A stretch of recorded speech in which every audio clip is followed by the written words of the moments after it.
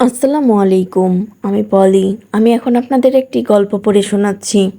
গল্পের নাম একটি নির্জন প্রহর চাই। লিখেছেন মৌসুমী আক্তার। পর্ব সংখ্যা ১৭ থেকে ২০ পর্যন্ত সবগুলো একসাথে পড়ে শোনাচ্ছি। কাক ডাকা ভোর, শরীর ঠান্ডায় হিম হয়ে আসছে। জড়সড় হয়ে ঘুমানোর চেষ্টা করছি। শীতল হাওয়াতে শরীরের প্রতিটি লোমকূপ জেগে উঠছে। হঠাৎ গায়ে আরামদায়ক কিছু অনুভূত হলো। ঘুমে বিভোর থাকা অবস্থায় শরীরে উষ্ণ কিছু অনুভব করলাম। হঠাৎ পাতলা চাদরের আবরণে ঢেকে গেল সারা শরীর। আরামদায়ক পরিবেশে চাদরটা ভালোভাবে গায়ে টেনে নিয়ে পাশে থাকা কোলবালিশটা ভালোভাবে জড়িয়ে ধরে শুয়ে রইলাম। ঘুমে অচেতন আমি। কানে ঝুমঝুম শব্দ ভেসে আসছে। কর্ণকুহরে শ্রুতিমধুর লাগছে। ঠান্ডার প্রবণতা ক্রমশ বেড়েই চলেছে, সেই সাথে পাল্লা দিয়ে উষ্ণতাও বেড়ে চলছে। ঘুমন্ত অবস্থায় নিজের ভেতর কেমন অদ্ভুত এক ভালো লাগা কাজ করছে। মাতাল করা এক অনুভূতি। কিসের অনুভূতি বুঝতে পারছি না, তবে আমাকে নেশার মতো টানছে। নিজের শরীরের অনুভূতির অদ্ভুত এক পরিবর্তন বুঝতে পারছি। পৃথিবীর শ্রেষ্ঠ এক ভালো লাগার অনুভূতি। ওষ্ঠদয়েও উষ্ণতা অনুভব হচ্ছে। ধীরে ধীরে আমার ইন্দ্রিয় শক্তি জাগ্রত হচ্ছে। সমস্ত ইন্দ্রিয় ঘুমের দেশ থেকে সজাগ হচ্ছে। আমি বুঝতে পারছি কারোর আড়ষ্ট হাতের বাঁধনে আমি আবদ্ধ, কারো উষ্ণতায় মাতোয়ারা, কারো ঘন গাঢ় উষ্ণ নিঃশ্বাস উপচে পড়ছে আমার মুখের উপর, কারোর ওষ্ঠ মিলিত হয়েছে আমার ওষ্ঠে। আস্তে করে চোখ জোড়া খুললাম। কোলবালিশ ভেবে জড়িয়ে থাকা মানুষটা ওশান স্যার। আমার মতো করে উনিও আমাকে জড়িয়ে ধরে রেখেছেন, খুব শক্ত করে। দুজনের ওষ্ঠদ্বয় একত্রিত। উনি ঘুমে বিভোর, কিন্তু ওনার অনুভূতি জাগ্রত। আমি খেয়াল করছি উনি নেশাক্ত এক অনুভবে আমাকে টানছেন ওনার দিকে। উনিও কি আমার মতোই কোলবালিশ ভেবে এমন করছেন? দুজনের শরীরের একটাই কাঁথা। ইস, কি লজ্জাজনক! ভয়ানক কিছু ঘটে যায়নি তো আবার? যে অবস্থায় আছি এর থেকে ভয়ানক কিছু আর হতেই পারে না। লজ্জায় ভয়ঙ্কর এক অবস্থা আমার। ওনার সাথে আর ঝগড়া করব কিভাবে? আজ যা ঘটলো, উনি আমার কাছে এলেন কখন? ওনার শক্তপোক্ত বাঁধন থেকে তো ছোটারও উপায় নেই। যেন শক্ত এক শিকলে বাঁধা আছি। কখন মিলিত হয়েছি দুজন? উনি তো এতটা বেখেয়ালি নন। ঘুমোলে তো এক চুলও নড়েন না, তাহলে আজ কিভাবে আমার কাছাকাছি এলেন? আর আমারই বা এত ভালো লাগছে কেন?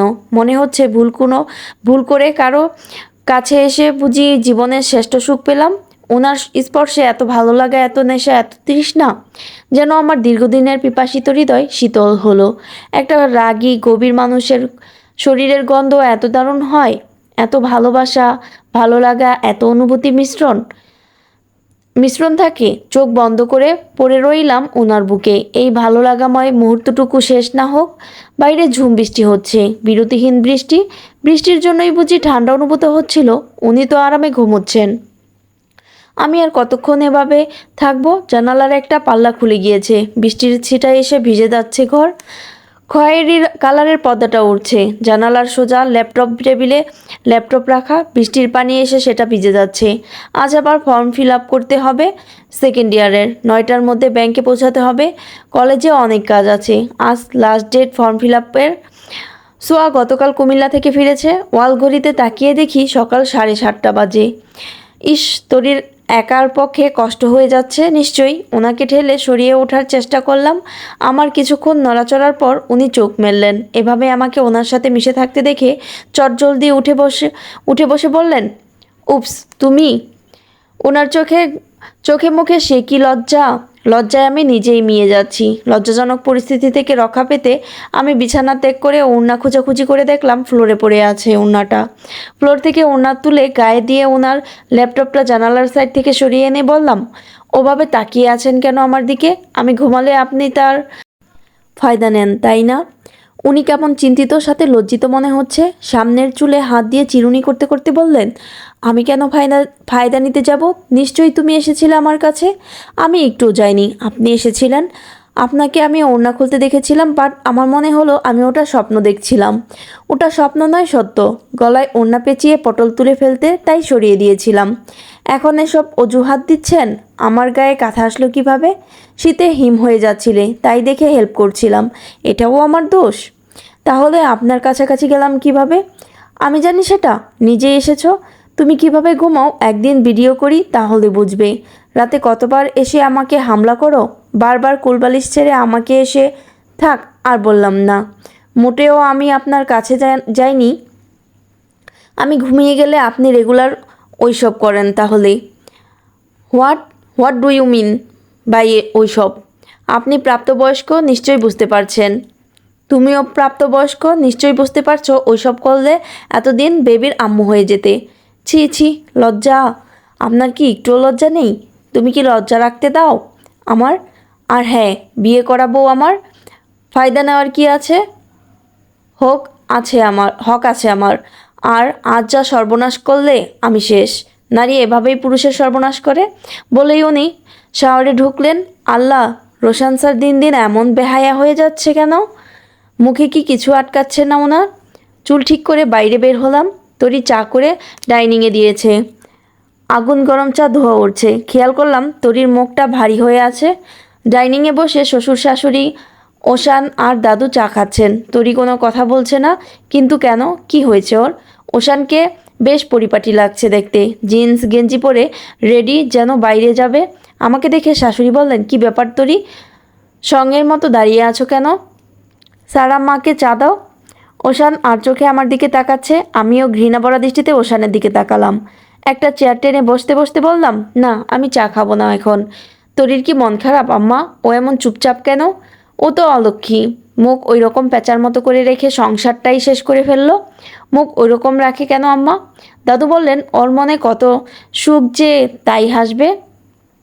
আম্মা বললেন, আহ বাবা, আপনি এত প্রশ্রয় দিবেন না, আপনার জন্যই মাথায় চড়েছে ও। আমি বুঝতে পারলাম না ব্যাপারটা আসলে কি ঘটেছে। আম্মার দিকে তাকিয়ে বললাম, তোরই কি কিছু করেছে আম্মা? আরে মা, কাল যে তুমি শাড়িটা গোসল করে খুলে রেখেছিলে, ওটা সে ধুয়ে দেয়নি। আমার শাড়িও পরে আছে, তোমার বাবার লুঙ্গিও, ওশানের লুঙ্গিও সব পরে আছে। এত ঘন্টা পানিতে ভিজিয়ে রাখলে কাপড়ের রং থাকে? ওর নাকি মনে নেই। নবাবজাদি মেয়ের নাকি মনে নেই? পাখনা গজিয়েছে নাকি? খাওয়াটা কোনো জায়গা থেকে আসবে? বাপের বাড়ি থেকে তো 4 আনা সুতোও আনার ক্ষমতা নেই। ঘুম থেকে উঠে সবার ভেজা কাপড় দেখে আমার মাথা ঠিক নেই। কাল আমার বিছানাও ঝেড়ে দেয়নি। এ বাড়ি থেকে আর কতবার দূর করব? মাগনা খাওয়া আছে, কোথায় আর যাবে? এই আপদ দূর হলে আমার ছেলেও বাঁচত, আমিও বাঁচতাম। ওশান বলে উঠল, কত মানুষ গলায় দড়ি দেয়, ও কি দড়িও চোখে দেখে না? আম্মাও আমার চোখের সামনে আসলেই আমার বিরক্ত লাগে। ওশানের দিকে তাকিয়ে বললাম, তরির গায়ে হাত তুলেছ তুমি? দাদু বললেন, এ কি নতুন? দেখো তো, হাতটা মুচড়ে কেমন ভেঙে ফেলেছে। রক্তকণিকা জ্বলে উঠল আমার। তরির হাতের দিকে তাকালাম আমি। হাতটা কেমন ফুলে উঠেছে, কষ্ট পাচ্ছে, কিন্তু শেয়ার করার মানুষ নেই। আমার ভেতরটা হু হু করে উঠল যন্ত্রণায়। শাশুড়ির দিকে তাকিয়ে বললাম, আপনাদের সবার কাপড় খুলে রেখেছিলেন কেন? না ধুয়ে ফেলে রেখেছিলেন কেন? তৎক্ষণাৎ আমার শাশুড়ি বলে উঠলেন, বাড়ির পুরুষ মানুষ কি পরনের কাপড় ধুতে পারে? আর ছেলের বিয়ের পর শাশুড়ি কেন কাপড় ধুবে? ধুতে পারেন ধুতে পারেন না মানে? তাহলে আপনার বড় ছেলে আমার কাপড় কিভাবে ধুয়ে দিল? কি বললে? আমার রোশান তোমার কাপড় ধুয়েছে? হ্যাঁ, ধুয়েছে। আপনার কাপড় এখন থেকে আমি ধুয়ে দেব আম্মা। আর ওশান আমার দেবর, ওরটাও আমি ধুয়ে দেব। মানে সবারটাই আমি ধুয়ে দেব। তোরই তো এতদিন ধুয়েছে, ও যেহেতু করতে চাইছে না, আমি করব। ওশান চোখ বড় বড় করে তাকালো আমার দিকে। টেবিলের বাকিরাও অবাক হলো। শাশুড়ির ঘোর আপত্তি, সে আমাকে এসব করতে দিবে না। দাদু মুচকি হাসছেন আর বিড়বিড় করে বললেন, ধামাকা হবে, বুঝাই যাচ্ছে। মিনময়ের নাম্বার থেকে ফোন ক্রমাগত আসছে। আমি আড়ালে গিয়ে ফোন রিসিভ করে বললাম, কি হয়েছে? এত ফোন দিস কেন? জানিস না জামাই আছে আমার, আগের মতো ফ্রি থাকি না। সারা, সর্বনাশ হয়ে গেছে। কি হয়েছে? তন্ময় সুইসাইড করেছে। আমি হসপিটালে আছি, অবস্থা ভালো না, ঘুমের ওষুধ খাইছে অনেকগুলা। কেন, কি হয়েছে ওর? সোয়ার জন্য। তুই তো জানিস তন্ময় সোয়াকে কত ভালোবাসে। জানি, বাট সুইসাইডের কারণ? কাল সোয়া কুমিল্লা থেকে ফিরলে তন্ময় সোয়ার বাসার নিচে গিয়েছিল। সোয়ার জন্য একগুচ্ছ লাল গোলাপ, একটা পান্ডা, একটা 3 পিস নিয়ে গিয়েছিল। তন্ময় টিউশনির টাকা জমিয়ে ওগুলো কিনেছিল। কিন্তু সোয়া তন্ময়কে বকেছে, আর গিফটগুলোও তো নেয়নি। সাথে অনেক গালিগালাজ করেছে, বলেছে তন্ময় বন্ধু নামের কলঙ্ক। বন্ধু হয়ে কিসের প্রেম ভালোবাসা? বন্ধুত্বের মাঝে এসব কি? সে তন্ময়ের সাথে ফ্রেন্ডশিপ ব্রেক করেছে। সাথে সাথে বলে দিয়েছে, ওশান ছাড়া তার জীবনে কেউ জায়গা পাবে না। আরও অনেক কথা তন্ময় সহ্য করতে পারেনি। বিগত 4টা বছর তন্ময় ছোঁয়াকে বোঝাচ্ছে, কিন্তু ছোঁয়া লক্ষবার রিজেক্ট করে দিল। ছোঁয়া বেশি রেগে গিয়েছে। তন্ময় বলেছে সে গরিব বলেই ছোঁয়া তাকে চায় না। কাহিনী শেষ নেই, তুই আয়, এসে বাকিটা শুনিস। বাঁচবে তো বলা যাচ্ছে না। তন্ময়ের মতো ফর্সা, ভালো হাইট, ভালো স্টুডেন্ট রেখে কিভাবে যে ছোঁয়া ওশানের জন্য পাগল। কত মেয়ে তন্ময়কে প্রপোজ করলো, অথচ তন্ময় ছোঁয়ার জন্য পাগল। আমি দ্রুত চেঞ্জ করে রোশন স্যারকে কিছু না বলেই বেরিয়ে গেলাম সিটি হসপিটালের উদ্দেশ্যে। ঝুম বৃষ্টিতে বাড়ি থেকে বেরিয়েছি। চারদিকে ঢল নেমেছে। রাস্তায় ভ্যান, রিক্সা, অটো কোনো কিছুই দেখা মিলছে না। মাথার উপরে ধরে রাখা ছাতাটির উপর ঝুমুর ঝুমুর করে নৃত্যে মেতেছে বৃষ্টিকণা। পায়ের নিচ থেকে হাঁটু অবধি ভিজে গিয়েছে। বৃষ্টির পানিতে ছাতার ভাত মানছে না। সাইড ব্যাগটা কোনো রকমে ঝুলিয়ে নিয়ে এসেছি। মনটা বড্ড অস্থির হয়ে আছে। তন্ময় আমার বেস্ট ফ্রেন্ড। ওর কোনো কিছু হলে আমি সহ্য করতে পারবো না। ভ্যান গাড়ির জন্য অপেক্ষা না করে হাঁটা শুরু করলাম। মন দৌড়ালে কি কখনো পথ ফুরায়? আধা ঘন্টা হাঁটার পর একটা অটোর দেখা পেলাম। অটোওয়ালাকে হাতে ইশারা করতেই থেমে গেল। জিজ্ঞেস করলাম সিটি হসপিটালে যাবেন? অটোওয়ালা বলল, না, আমি বাজার নিতে এসেছিলাম, আজ আর ভাড়া টানবো না, বাসায় গিয়ে ঘুমাবো। আধা ঘন্টা পরে আর একটা অটো পেয়েছি। এখানেও হতাশ হলাম, কিন্তু এনাকে কোনোভাবেই ছাড়া যাবে না, এই অটোটা ধরতেই হবে। খুব কাকুতি মিনতি করে বললাম, মামা, আমার বন্ধু সুইসাইড করেছে, অবস্থা খুব একটা ভালো না, ইমার্জেন্সি হসপিটালে পৌঁছাতে হবে আমাকে, প্লিজ চলুন। না না, ওইদিকে এখন যাব না, তাছাড়া আর প্যাসেঞ্জারও পাওয়া যাবে না। মামা, আপনার ভাড়া তো 30 টাকা, আমি আপনাকে 200 টাকা দিব, প্লিজ চলুন। আচ্ছা, ওঠেন। ঘণ্টাখানিকের মাঝে ভিজে নিয়ে উপস্থিত হলাম সিটি হসপিটালে। হসপিটালের করিডোরে দাঁড়িয়ে আছে দীপ। দীপকে ভীষণ ব্যস্ত দেখাচ্ছে, হাতে প্রেসক্রিপশন, রিসেপশনের কথা বলছে। দীপ আমাকে দেখেই চিন্তিত কণ্ঠে বলল, সারা, এসেছিস তুই? হাঁপাতে হাঁপাতে বললাম, তন্ময় কই? দীপ, কি অবস্থা ওর? দোতলায় আছে, জ্ঞান ফেরেনি এখনও। আমি স্যালাইন নিয়ে আসছি, যা তুই। আমি ব্যস্ততার সাথে দোতলায় উঠলাম। খুব দ্রুত বেগে ওঠার ফলে নিঃশ্বাস নিতে কষ্ট হচ্ছে। আমাকে দেখেই মিন্ময় ডাক দিল, সারা, এদিকে আয়। তন্ময় অচেতন হয়ে পড়ে রয়েছে, স্যালাইন চলছে। ফর্সা গালে খোঁচা খোঁচা দাড়িতে তন্ময়কে সবসময় সুন্দর লাগে। মুখটা ফ্যাকাশে হয়ে পড়ে আছে আজ। মিন্ময়কে বললাম, ডাক্তার কি বলেছে? বলল, আর একটু পরে আনলে কি হতো ঠিক নেই। তন্ময়ের বাড়িতে জানিয়েছিস? ওর মা অসুস্থ, আর কেউ নেই। শৈশবকালে বাবাও মারা গিয়েছে। একমাত্র ছেলের এমন খবর শুনলে আন্টির কী অবস্থা হবে এটা ভেবে বলিনি। তাতে আবার হাই প্রেশারের রুগী। তন্ময় কি পাগল হয়ে গিয়েছে? মিন্ময় এমন একটা ভুল কিভাবে করলো? যদি কিছু হয়ে যেত। সারা, আমি আর দীপ জানি তন্ময় ছোঁয়ার জন্য কত পাগল। মেসের ওয়াল জুড়ে সোয়ার নাম লেখা, ওয়াল জুড়ে সোয়ার ছবি টাঙানো। সোয়াকে দেখার জন্য রাত নেই দিন নেই ছুটে গিয়েছে সোয়ার বাসার সামনে। সারা মাস পায়ে হেঁটে যাতায়াত করে টাকা বাঁচিয়েছে সোয়ার সাথে একটু রিকশায় চড়ার জন্য, সোয়ার পছন্দের চকলেট, আইসক্রিম খাওয়ানোর জন্য। সোয়ার ধনী পরিবারের মেয়ে, গাড়িতে চড়তে ওর ভালো লাগে না, আর রিকশায় চড়তে পছন্দ করে। আর জানিস তো রেগুলার রিকশায় যাতায়াত তন্ময়ের মতো ছেলের জন্য কতটা টাকা? তন্ময় রোজ 2 কিলোমিটার হেঁটে যাওয়া আসা করে। যাতায়াত ভাড়া বাঁচিয়ে সোয়াকে এটা সেটা গিফট দিয়েছে। সোয়া কি জানে তন্ময়ের দুপায়ের কত শত ব্যথা জমেছে হাঁটতে হাঁটতে?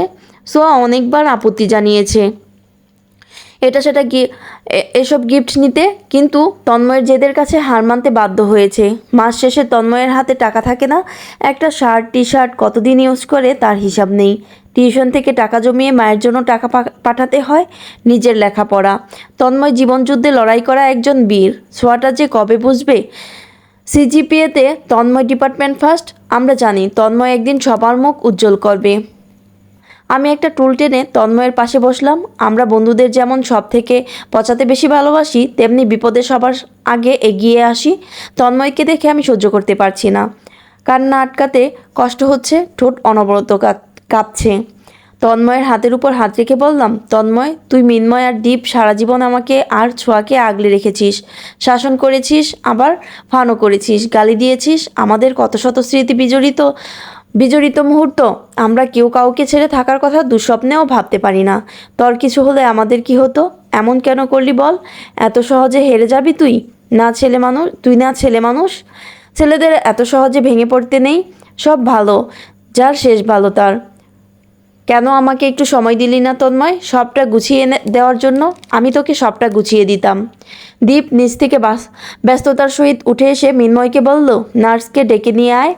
দীপ এর চোখে মুখে চরম বিরক্তি আর রাগ, কপালে ঘামের বিন্দু বিন্দু ফোঁটা জমেছে। আঙ্গুল দিয়ে কপালের ঘাম মুছে আমার দিকে তাকালো, চোখের অগ্নিরূপ অগ্নিকণ্ঠেই বলল, সারা, তোরা মাইয়ারা এক একটা কাল নাগিনী, একটা পোলারে এমন সবল মারিস, সোজা কাল সবল, আর এমন বিষ ঢেলে দিস একটা পোলা আজীবন জ্বলতে থাকে। তোরা সবল নেওয়ার জন্য এগিয়ে আসিস কেন?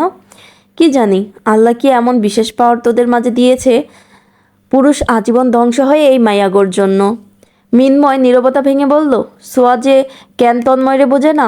দীপ আরও বেশি বিরক্ত হয়ে বলল, আচ্ছা সোয়া ওশানের মাঝে কি পাইছে, কেমনে ভালোবাসার ফিল পায়?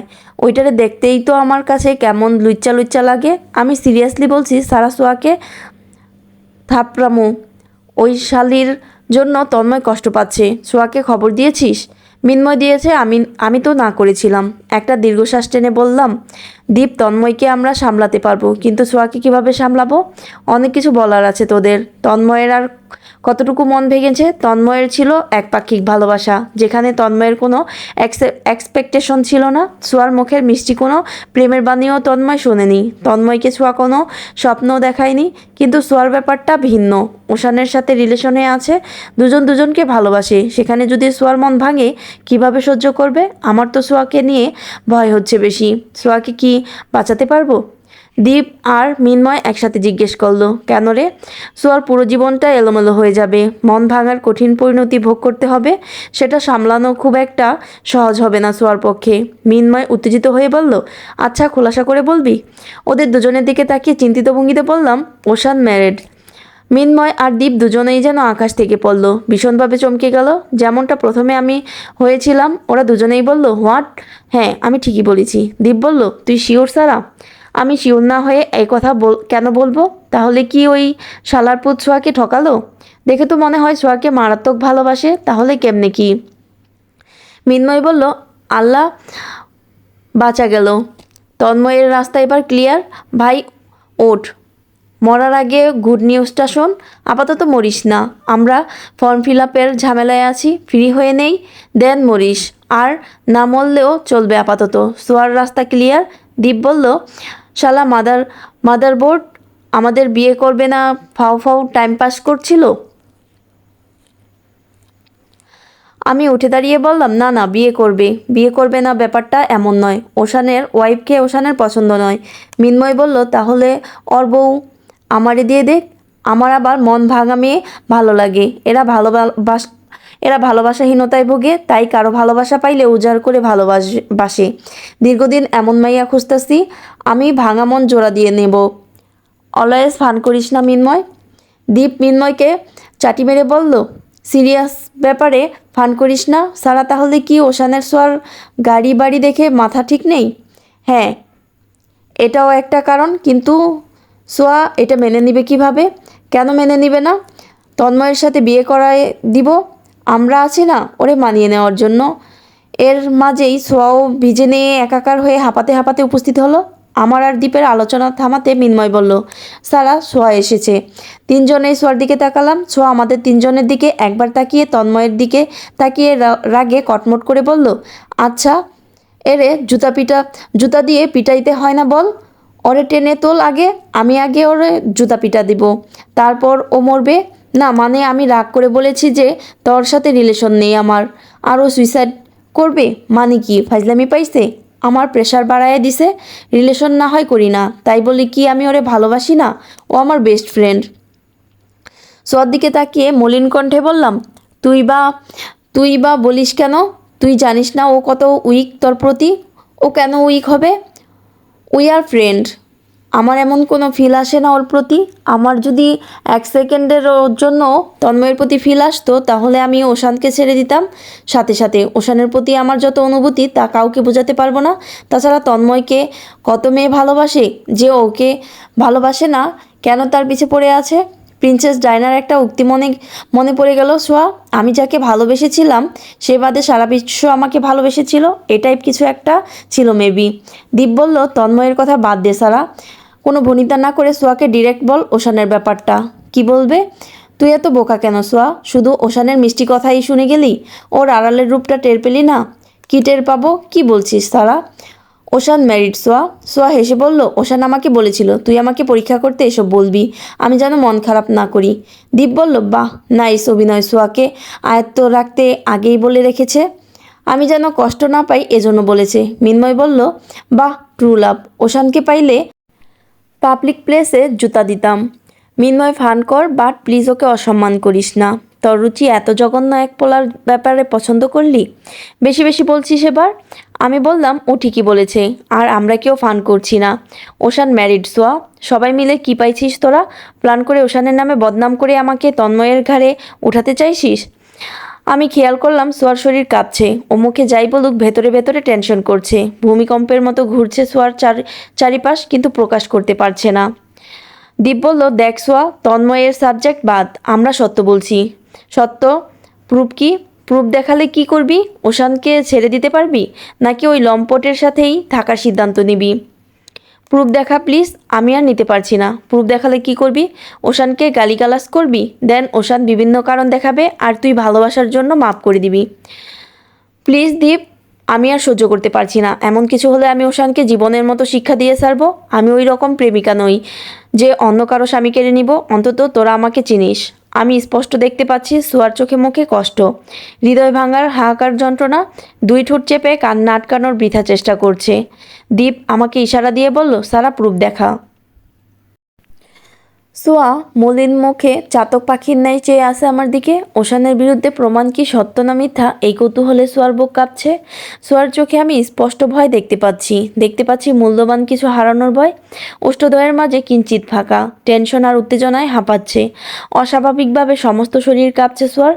ফুটফুটে মিষ্টি মেয়েটার মুখটা নিমিষেই মলিন হয়ে গিয়েছে। আমার জীবনে দেখা সব থেকে হাসি খুশি আর সুখী মেয়েটা সেকেন্ডের মাঝে কেমন বদলে গেল। ধনী বাবার একমাত্র মেয়ে, ব্যক্তিগত গাড়ি ছাড়া কলেজে আসে না কখনো, অথচ এক বিন্দু হিংসা বা অহংকার নেই ওর মধ্যে। আমাদের মতো মধ্যবিত্ত ফ্যামিলির কয়েকজন ফ্রেন্ডকে প্রাণ উজাড় করে ভালোবেসেছে, আমাদের মতো করেই মিশে থেকেছে আমাদের সাথে, অথচ চাইলেও ভিন্ন ধরনের জীবনযাপন করতে পারতো। সোয়া একটা জ্বলন্ত উদাহরণ। মেয়েরা ধনী হলেই বিগড়ে যায় না বা অহংকারী হয় না। কোনোদিন আমরা বুঝতেও পারিনি ও ধনীর দুলালি। আমাদের সাথে 500 টাকার 3 পিস কিনেও ম্যাচিং ড্রেস পরেছে, অথচ 5,000 টাকা দামের পোশাক কেনার সামর্থ্য সবসময়ই ছিল। কেন জানি সবসময় আমার প্রতি আলাদা একটা উইকনেস কাজ করে সোয়ার। তন্ময় মাঝে মাঝে ফান করে বলে, তোরা কি লেসবিয়ান নাকি? সোয়াকে কেউ উল্টোপাল্টা বললেই আমাকে ফোন দিয়ে বলবে, দোস্ত অমুক ফালতু কথা বলেছে, দ্রুত আয়, সাহায্য করতে হবে। দীপ আর মিন্ময় ইশারা করলো আমাকে আর বলল, সারা তুই আর সোয়া আর 5টা মেয়ের মতো নস, তোরা অন্য মেয়েদের থেকে আলাদা। তাই আমাদের বিশ্বাস আছে এমন কোনো ছেলের জন্য সোয়ার কষ্ট পাবে না, বরং রুখে দাঁড়াবে। আমি ফোন থেকে সমস্ত ছবি বের করলাম। এতদিনে ও বাড়িতে থেকে সমস্ত ছবি তুলেছি। তরি আর ওশানের কাপল ছবি, ওদের সন্তান সহ ছবি। সোয়ার সামনে আমি একে একে বিভিন্ন প্রকার ছবি দেখালাম। যত এভিডেন্স লাগে সব আমি ফোনে এতদিনে কালেক্ট করেছিলাম। সোয়া আমার হাত থেকে ফোনটা নিয়ে গভীর মনোযোগ দিয়ে ছবিগুলো দেখছে। আমি, দীপ আর মিন্ময় সোয়ার কাঁধের উপর ভিড় করে তাকিয়ে দেখছি। দীপ আর মিন্ময় বিশ্রী গালিগালাজ করছে ওশানকে। সোয়ার শরীরের কম্পন ক্রমশ বেড়ে যাচ্ছে। আমি সোয়াকে শক্ত করে ধরে রেখেছি। সোয়ার জন্য এটা ছিল অপ্রত্যাশিত একটা ঘটনা। আমি বুঝতে পারছি না সোয়া এটা কিভাবে গ্রহণ করবে। সোয়ার চোখ দিয়ে অনবরত অশ্রু গড়িয়ে পড়ছে। চোখ মুখে সাথে সাথে পরিবর্তন চলে এলো। কেমন অস্বাভাবিক লাগছে ছোঁয়াকে। ফোনের স্ক্রিন পানিতে ভেসে গিয়েছে। কেমন অসহায়ের মতো তাকাচ্ছে আমাদের তিনজনের দিকে। আমি তরির জীবনের সমস্ত ঘটনা খুলে বললাম, কেননা তরির জীবনটা যে আরও ভয়াবহ, আরও করুণ আর যন্ত্রণাদায়ক আর কষ্টের। সোয়া হঠাৎ নিঃশ্বাস নিতে পারছে না, ওর শ্বাস প্রশ্বাস আটকে আসছে। হসপিটালের চারদিকে মানুষ, বুক ফাটা আর্তনাদ প্রকাশ করতে পারছে না। চোখের প্রতিটা পলকেই অশ্রু গড়িয়ে পড়ছে। আমি সোয়াকে শক্ত করে জড়িয়ে ধরে রেখেছি। দীপ শক্ত কণ্ঠে বলল, সোয়া কেন কাঁদছিস? তোর আসলেই কান্না পাচ্ছে? এই ধরনের পুরুষের জন্য কান্না বের হয়? সোয়া কিছু না বলেই উঠে দৌড় দিল। মিন্ময় আর দীপও সোয়ার পিছু ছুটলো। আমি মিন্ময়কে ডেকে বললাম, তোরা তন্ময়ের কাছে থাক, আমি দেখছি সোয়াকে।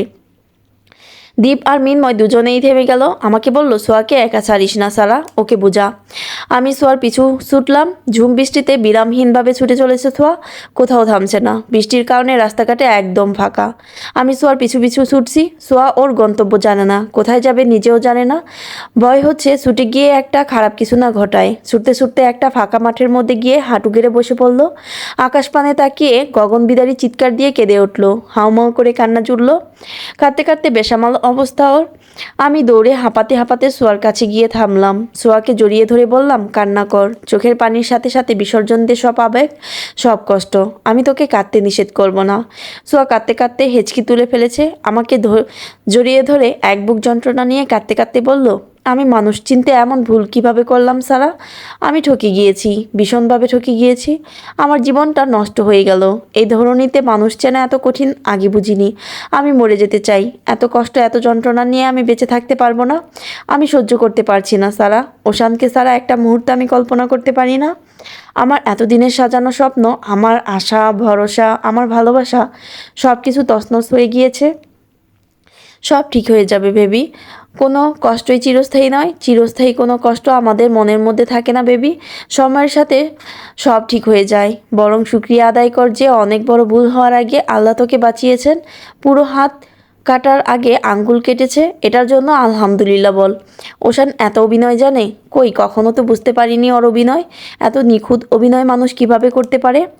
দিনের পর দিন কিভাবে অভিনয় করে গিয়েছে। চরিত্রহীন মানুষের অভিনয় নিখুঁত হয়। ওর ওর বেশি এক্সপার্ট থাকে ওরা বেশি এক্সপার্ট থাকে এসব বিষয়ে, বুঝেছিস? আজ পর্যন্ত যতগুলো মেয়ে ঠকেছে সবাই এই চরিত্রহীন ছেলেদের কাছেই ঠকেছে। মেয়েরা আবেগী ভালোবাসা পেলে পৃথিবীর সব কিছু ভুলে যায়। ভালোবাসায় বিশ্বাসী মেয়েদের চোখ দেখলেই বোঝা যায়। কিছু ছেলে এই সুযোগটাই কাজে লাগায়, সরলতার সুযোগ নিয়ে চরমভাবে ঠকিয়ে যায়, আর এমন ক্ষত দিয়ে যায় যা আজীবন বয়ে বেড়াতে হয়। উচিত কাজ হচ্ছে এদেরকে শিক্ষা দেওয়া, চরম শিক্ষা দেওয়া, এমন শিক্ষা দেওয়া অন্তত আর 5জন ছেলে তা দেখে যেন শিক্ষা নিতে পারে দুনিয়া কি আজব। সোয়া কিছু ছেলে ভীষণ ভালোবাসতে জানে, কিন্তু অভিনয় করে প্রকাশ করতে পারে না। আমরা তাদের কথা ভাবিও না, অথচ তাদের একটু ভালোবাসা দিলে নিজেকে শ্রেষ্ঠ সুখী মানুষ ভাবে। আবার কিছু মেয়ে আছে ভালোবাসায় বিশ্বাসী, ওই ছেলেগুলোকে ঠকিয়ে মন ভেঙে দেয়। ছেলে মেয়ের উভয়ই পরস্পরায় এই ঠকানোর জন্য ছেলেরাও মেয়েদের বিশ্বাস করতে ভয় পায়, ছেলেরাও মেয়েদের বিশ্বাস করতে ভয় পায়, আবার মেয়েরাও ছেলেদের বিশ্বাস করতে ভয় পায়। আমি কি এমন পাপ করেছিলাম সারা? আমার সাথে এমনটা কেন হলো? আমি তো কাউকে ঠকাইনি, তাহলে কেন? এটাও হয়তো জীবনের একটা শিক্ষা। শান্ত হও প্লিজ। আমি কিভাবে শান্ত হব? আমি আর পারছি না সহ্য করতে সারা। কেন পারছিস না? কষ্ট হচ্ছে তোর ওশানের জন্য? ওশানকে হারানোর জন্য দুঃখ হচ্ছে? আমার কষ্ট হচ্ছে ওশানের ওয়াইফের জন্য। ওই অদেখা অজানা মেয়েটাকে নিজের অজান্তেই আমি কষ্ট দিয়েছি। আমি পাপী সারা। একটা মেয়ের স্বামীকে নিয়ে দিনের পর দিন স্বপ্ন দেখেছি, হেসেছি, আর অন্যদিকে ওই মেয়েটার স্বপ্ন ভেঙেছে আর কষ্ট পেয়েছে। আমি নিজেকে ক্ষমা করতে পারবো না কোনো দিন। আমি পরকীয়া লিপ্ত ছিলাম। আমি ওশানের ওয়াইফের লাইফটা নষ্ট করেছি, সাথে নিজের লাইফটাও। আমার শরীর রিরি করে উঠছে ঘৃণায় যে আমি ওশানকে ভালোবেসেছিলাম। আমার এজন্য মরে যেতে ইচ্ছে করছে। আমি এমন একটা মানুষের সংস্পর্শে ছিলাম, নিজের প্রতি ঘৃণা লাগছে। আমি এটা কি করলাম সারা? তুই সত্যি সবার থেকে আলাদা সোয়া। অন্য কোনো মেয়ে হলে ওশানের ওয়াইফের কথা ভাবতই না, বরং সব জেনেও এই অবৈধ সম্পর্কে লিপ্ত থাকতো। মানুষ কিভাবে পারে অন্যের স্বামী কেড়ে নিতে? আমি তো কল্পনাও করতে পারি না। তোর জন্য প্রাউড ফিল হচ্ছে সোয়া, কিন্তু আমি মা বাবাকে কি বলবো সারা? আমি কত বিয়ে ভেঙেছি ওশানের জন্য। ওশান আমার বাড়িতে গিয়েছে কতবার। বাবা আমাকে বলতো ছেলেটার চোখে মুখে অন্য কিছু আছে, ছেলেটা ভালো নয়, কিন্তু বাবার কথা মেনে নেয়নি। এখন কিভাবে মুখ দেখাবো? আমি তো এপাশ ওপাশ সবই হারালাম সারা। কিছু হারাসনি তুই। চল আমার সাথে, বৃষ্টিতে ভিজে দুজনেরই জ্বর হবে। আমাদের ফর্ম ফিল আপ আজ, জীবনে সুখ দুঃখ সবই আসবে, কিন্তু আমাদের থেমে থাকলে চলবে না, এগিয়ে যেতে হবে বেবি। আমি বুঝতে পারছি সোয়ার ভেতরটা জ্বলে পুড়ে ছারখার হয়ে যাচ্ছে। এত সহজে এসব মেনে নেওয়া সম্ভব নয় ওর জন্য। খুব সহজে স্বাভাবিকও হতে পারবে না। সোয়াকে নিয়ে আবার হসপিটালের নিচে গেলাম। দুজনেই ভিজে ঠান্ডায় কাঁপছি। সোয়ার ড্রাইভার হসপিটালের নিচেই আছে। ড্রাইভারকে দিয়ে উপরে খবর পাঠালাম। মিন্ময় আর দীপ নিচে এলো। সোয়াকে বলল, একদম ভেঙে পড়বি না। ওই ওশানের মাদারবোর্ডের হাত পা আস্ত রাখবো না, প্রমিস। আমি ওদের বললাম, ওশান আমার দেবর হয়, প্লিজ ওর সাথে আমাকে লড়তে দে, ওর বিষয়টা আমি দেখে নিব, তোরা কুল থাক। মিন্ময় বলল, ফর্ম ফিল আপের কী হবে? তন্ময়ের কী হবে? ওর পাশেও তো থাকতে হবে নাকি? দীপ বলল, আচ্ছা আমি মেসে যাচ্ছি, তোদের কাগজপত্র নিয়ে আমি ফর্ম ফিল আপ করে দেব। মিন্ময় বলল, হসপিটালের খরচ তো দিতে হবে, আমার কাছে এক্সট্রা টাকা নেই, যা ছিল তন্ময়ের ওষুধ কিনেছি, এখন টাকা পাবো কই? সোয়া মলিন কণ্ঠে বলল, আমার ব্যাগ ফেলে এসেছিলাম, এনে দে তো। মিন্ময় ব্যাগ এগিয়ে দিয়ে বলল, নিয়েই এসেছি। সোয়া ব্যাগ থেকে টাকা বের করে বলল, তন্ময়ের যেন কিছু না হয় মিন্ময়, ওর সব ধরনের ট্রিটমেন্ট কর। আমার শরীর ভালো লাগছে না, বাসায় যাচ্ছি। আর সারা, আমার ফর্মটা ফিল আপ করে দিস একটু। সোয়া, আমি আর দীপ সোয়ার গাড়িতে করে রওনা হলাম। দীপ আর আমি সারা রাস্তা বুঝিয়েছি সোয়াকে। সোয়া থেকে থেকে থেকে কেঁদে উঠছে, সারা রাস্তা একটাও কথা বলেনি। এরই মাঝে সোয়ার ফোন বেজে উঠল। ফোনের স্ক্রিনে ভাসছে ওশানের ছবিসহ নাম্বার। মাই লাইফ দিয়ে নাম্বারটা সেভ করা। সোয়া সাথে সাথে ফোনটা রিসিভ করে প্রচণ্ড রেগে গিয়ে গালি দিয়ে বলল, জানোয়ারের বাচ্চা, আর যদি কোনোদিন আমাকে ফোন দিস তোকে পুলিশে দেব। কি ভেবেছিলি আমি কোনোদিন জানতে পারবো না তোর ওয়াইফ আছে? লজ্জা থাকলে আর কোনো দিন ফোন দিবি না। তোকে কি মানুষ জন্ম দিচ্ছে না অমানুষ? তোর তোর তোর মা অমানুষ না হলে ছেলেকে এইভাবে এগিয়ে দেয়? তুই আর তোর মা কাউকে ছাড়বো না আমি। মেয়েদের জীবন নিয়ে মজা করিস? তোর মা তোর বউ থাকতেও কেন আমার বাবার কাছে প্রস্তাব নিয়ে গেছিল? তোর মায়ের সাথে আমার কথা আছে। সোয়া নাম্বারটা ব্লক করে ফোন ব্যাগে রেখে দিল। দীপ ওর মেসের কাছে নেমে গেল। আমি কলেজের ক্যাম্পাসে নেমে গেলাম। সোয়া বাসায় চলে গেল। এমন ভেজা শরীরে কি করব? কলেজের ভিতরেই বা কিভাবে যাব? ঠান্ডায় হাঁচি হচ্ছে বারবার। একটা গাছের নিচে দাঁড়িয়ে ভাবছি কি করব। এরই মাঝে একটা ছেলে আমার কাছে এসে বলল, আপু, আপনাকে অ্যাকাউন্টিং ডিপার্টমেন্টের লেকচারার রোশান সিদ্দিকী ডাকছেন। স্যার কমন রুমের বারান্দায় দাঁড়িয়ে আছেন। বুকের মাঝে হঠাৎ বুক ধুক করে উঠল। আমি তো ওনাকে না বলেই বেরিয়েছিলাম। নিশ্চয়ই খুঁজেছেন আমাকে। এই অবস্থায় দেখলে কি বলবেন? ভিজতে ভিজতে কমন রুমের বারান্দায় গেলাম। রোশন স্যার প্যান্টের পকেটে হাত গুজে থমথমে মুড়িয়ে তাকিয়ে আছেন আমার দিকে। ওনার চোখে মুখে হাজারো প্রশ্ন, দেখে চিন্তিতও লাগছে। আশেপাশে তাকিয়ে দেখি ক্যাম্পাসে এক দুজন ছাড়া আর কেউ নেই। উনি কিছু বলার আগেই ভয়ঙ্কর বজ্রপাতের শব্দ হলো। আমি চিৎকার দিয়ে ওনাকে শক্ত করে জড়িয়ে ধরলাম। হঠাৎ এভাবে ওনাকে জড়িয়ে ধরাতে উনি কেঁপে উঠলেন। এই ছিল একটি নির্জন প্রহর চায়ের 17 থেকে 20 পর্যন্ত সবগুলো পর্ব একসাথে।